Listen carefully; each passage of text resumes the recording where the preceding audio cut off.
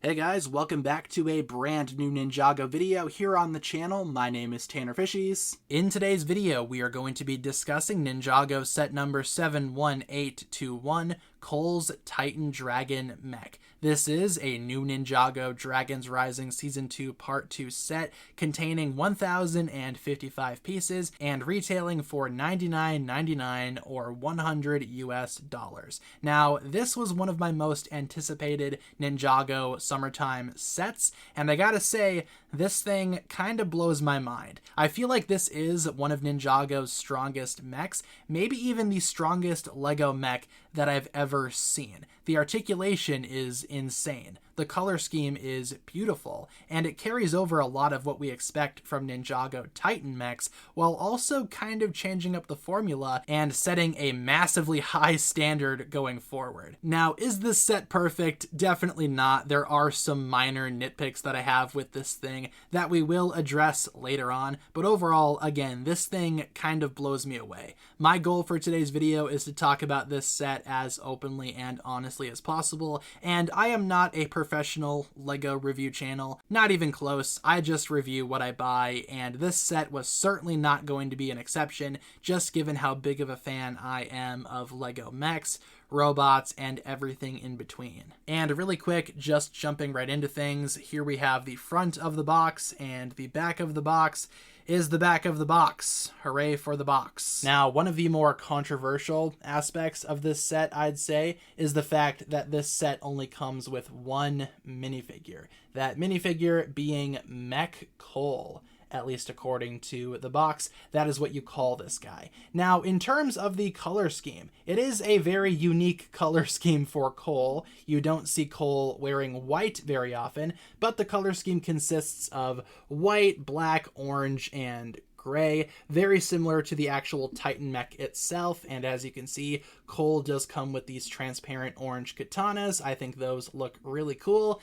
Happy to get more of these swords in different colors, but just taking those away quick, how do I feel about this figure just as it is? Well, like I said, stay on the stand, you. It is certainly unique for Cole, though I would have loved to have seen other minifigures in this set. They should have included maybe like Geo or maybe even Bonzel, a couple of other even villain characters I would have loved to have seen too, like some Wolf Mask warriors. But no, only one minifigure, which, you know, I get it. It's going to be a big complaint for a lot of people. Like I said, I feel like they could have done more if they wanted to. But I really like this design just overall. I don't really care for the color distribution though. I feel like this mask is not a very good fit for this body. Maybe if the black parts were white on this mask, I would have loved to have seen maybe something like that. I feel like that would have worked better. But as it stands, this mask is the same one that can be found on the Mech Pilot Cole minifigure from earlier this year. That is the exact same mask, just reused. Again, would have loved to have seen that maybe in a different color to better match the rest of the design. But yeah, I'm just not the biggest fan of that mask in particular. Now, for alternatives, you could always go for, you know, just taking off the mask. You could always go for the hairpiece, you know. I think that looks perfectly fine.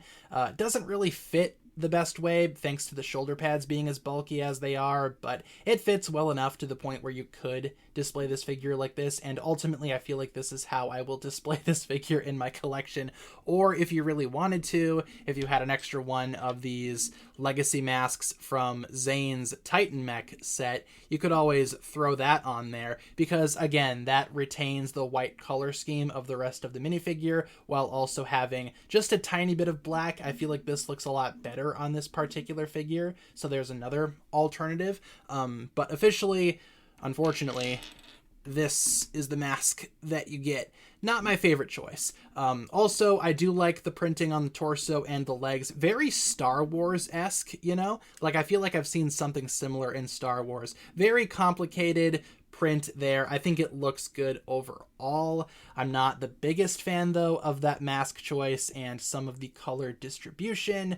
But overall, you know, Mech Cole, it is what it is at the end of the day. It's the only minifigure that you get in this set, so kind of need to appreciate it. Now, to fit Cole in the mech itself, you got to put him into a little bit of a sitting position here. Then you pop up the head. We will talk more about the mech's articulation later, but there is a seat in there, so you can kind of line that up and hope and pray that you get it. There we go. Perfect.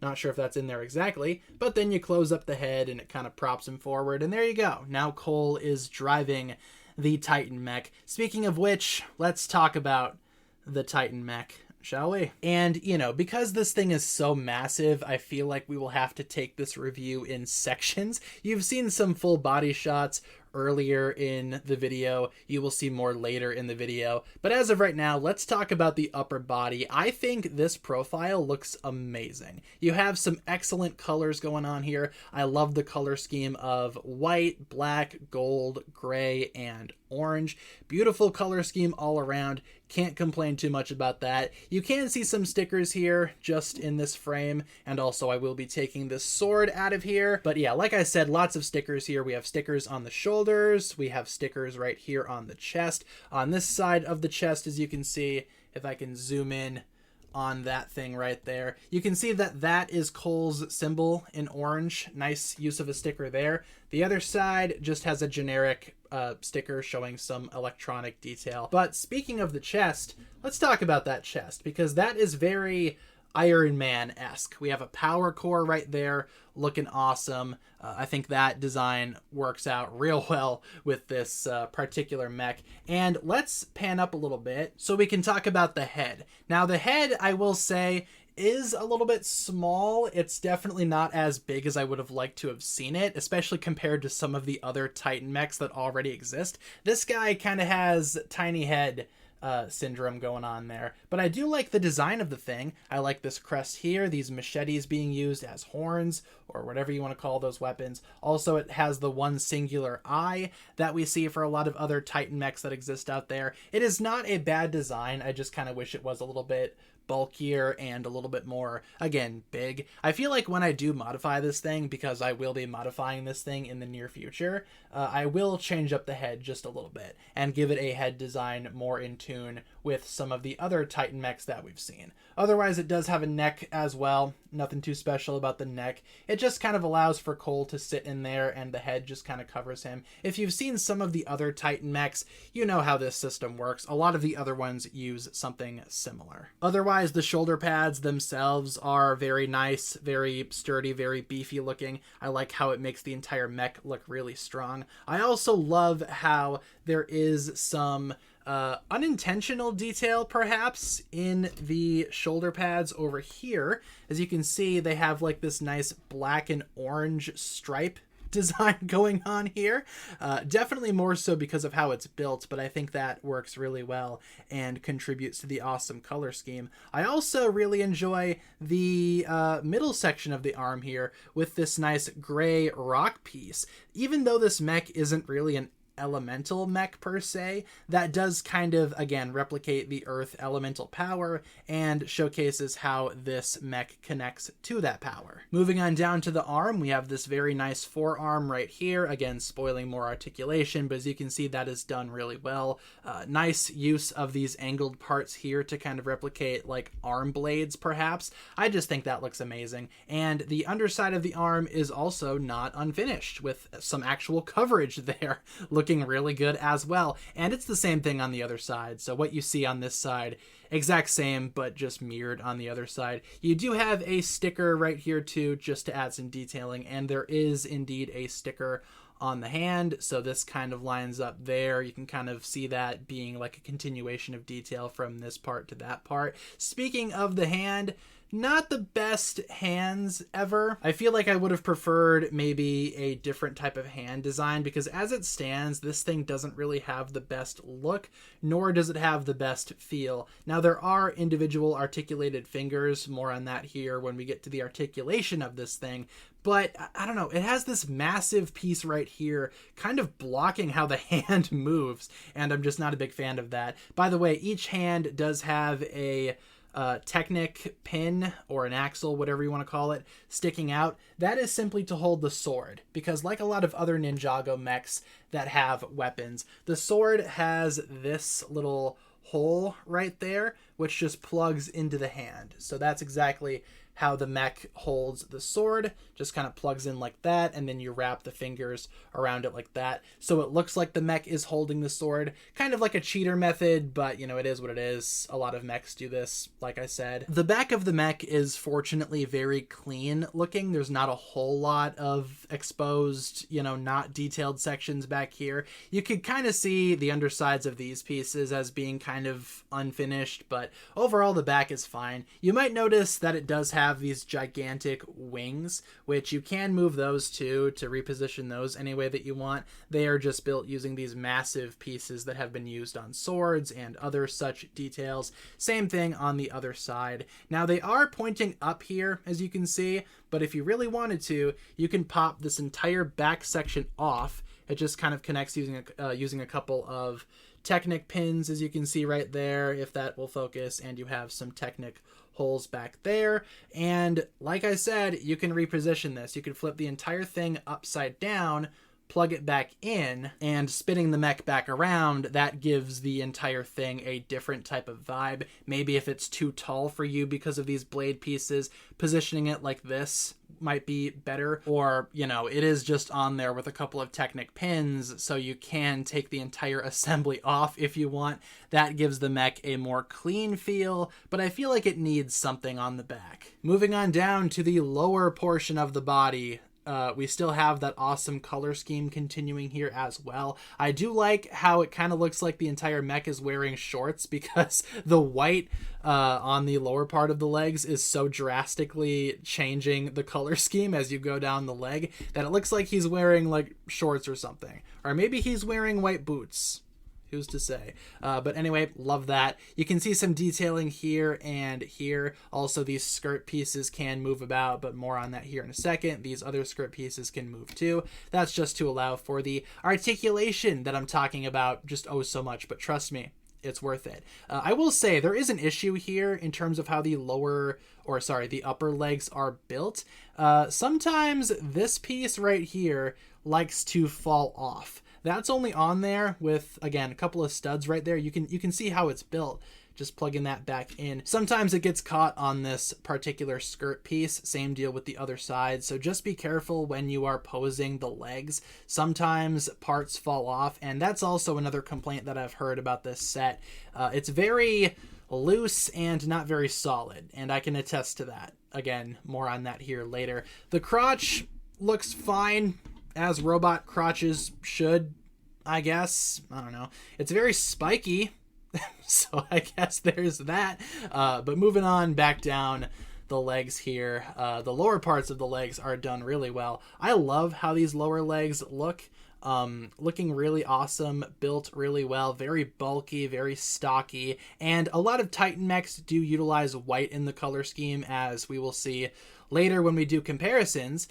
So this mech should be no exception, and I think the white looks really good combined with the gold. Love how these vents look too. They're not real vents, obviously, but they're done to look like vents. I think that looks really good. Not a whole lot of exposed studs either, looking really, really awesome. The feet I also like quite a bit. This thing can move as well, this large chunk on the top of the foot. That just kind of allows for articulation when you move the foot. Otherwise, the foot shape itself, I don't really have an issue with. I think the feet look fine. I'm not really huge on the use of the light gray at the bottom of the feet, though. I feel like maybe that should have been dark gray to be more consistent with the rest of the color scheme, or maybe even black. Also, the bottom of the feet have these orange friction stability things. That just prevents the entire thing from sliding around when you have it on a solid, flat, hard surface. So we've seen a lot of Lego mechs and robots use those. Even some of the other Titan mechs have this as well. So I think it is definitely worthwhile here, because this thing is pretty heavy, and it would slide about if not for those friction stopper things. All right, so articulation. Now, the reason we are dedicating an entire segment of the video to articulation is because this thing's articulation is off the charts and infinitely better than a lot of other mechs that we've seen from Ninjago and other LEGO themes. First of all, the neck can move.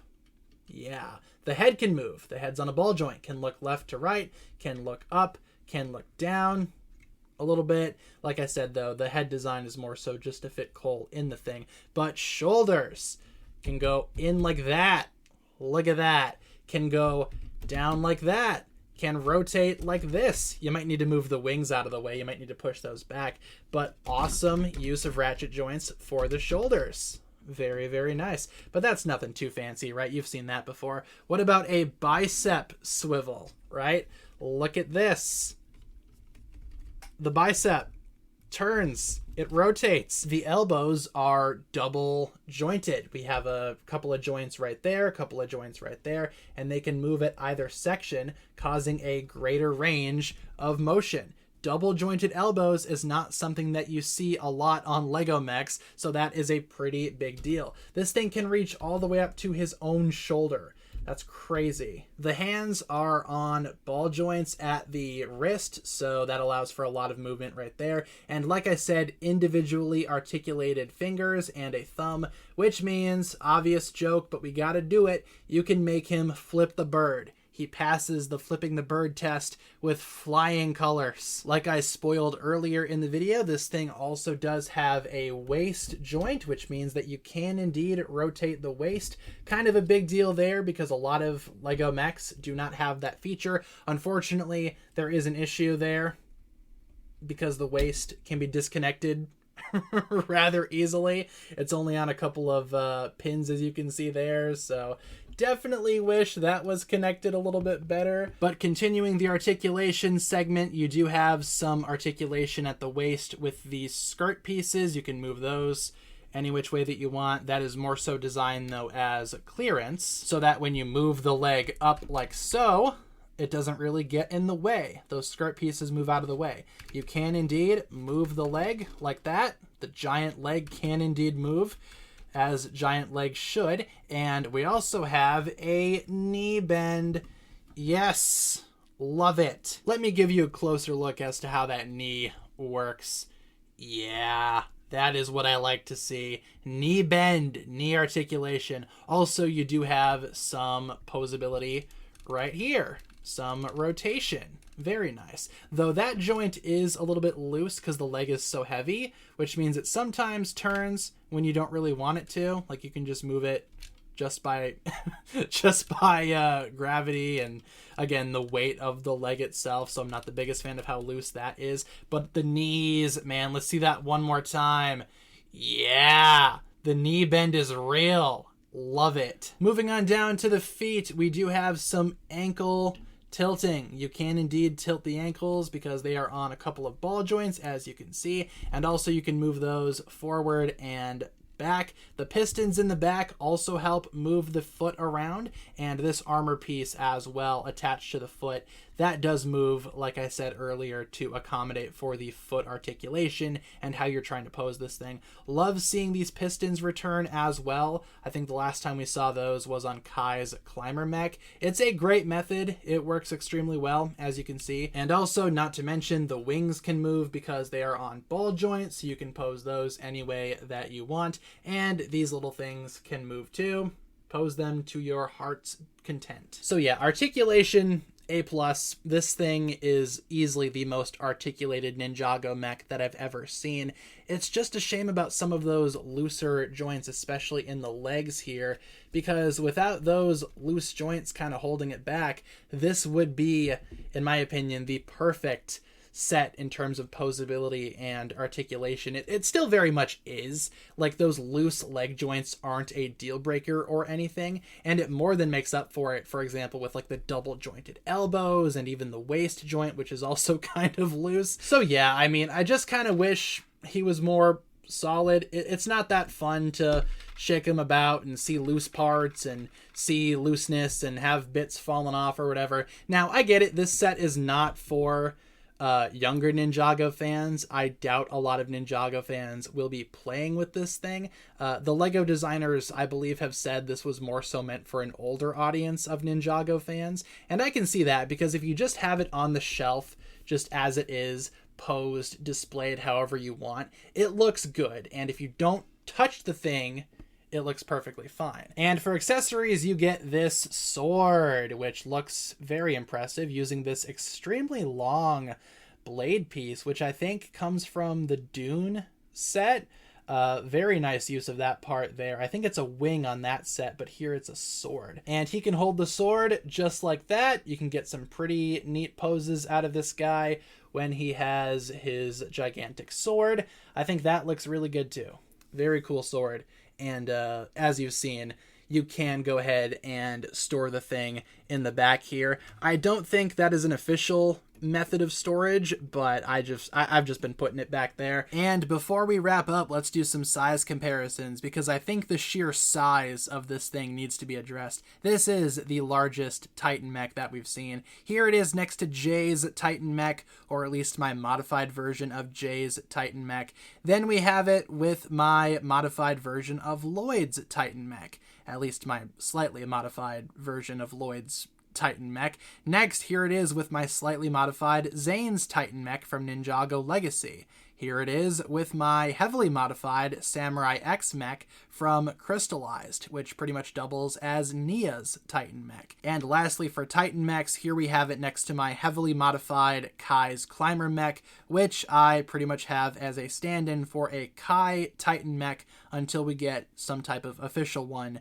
inevitably later on. And just for a couple of fun comparisons, here we have Cole's Titan Dragon mech with the Studio Series Commander Ultra Magnus from Transformers. These things are around the same price, with the Titan mech only being $10 cheaper, by the way. And here we have a fellow black and orange guy, Stringer from Hero Factory. And finally, before we wrap up, here we have the spare parts and the spent sticker sheet. The set also gives you a brick separator, which is always fun. And also, here we have all 4 instruction booklets. Yeah, for some reason, this set gives you 4 different instruction booklets. Each one kind of builds a different part of the mech. I guess that is kind of efficient, though I wish it was just in all one giant manual. So to wrap up my thoughts on Cole's Titan Dragon Mech set number 71821, I think this set is awesome, and I would totally recommend this set to any Ninjago fan out there, period, especially fans of Cole and especially fans of Ninjago mechs. This thing is the mech to end all Ninjago mechs, and I gotta say, I am a huge fan of this design just in general. I think this set is extremely well done. Now, it is not perfect. Some of the loose bits are kind of annoying, and the hand design is not my favorite, but still, I would totally recommend this set. This being one of the largest and most articulated Ninjago mechs ever, it is worth getting in my opinion, and I do not regret my purchase. I have a feeling this set will be on display in my collection for quite some time. So yeah, I feel very strongly about this set. Super positive vibes just overall, but leave all of your thoughts and opinions down below in the comments section. What exactly do you think about Cole's Titan Dragon mech? Do you like it? Do you not like it? Do you have some issues with it like I do? Or do you think it's terrible for some strange reason? Leave all of your thoughts down below, and thank you so much for tuning in. That'll pretty much wrap it up for my thoughts here. If you guys enjoyed this one, feel free to like and subscribe, do all that fun stuff, and I will talk to you guys again very, very soon. Peace.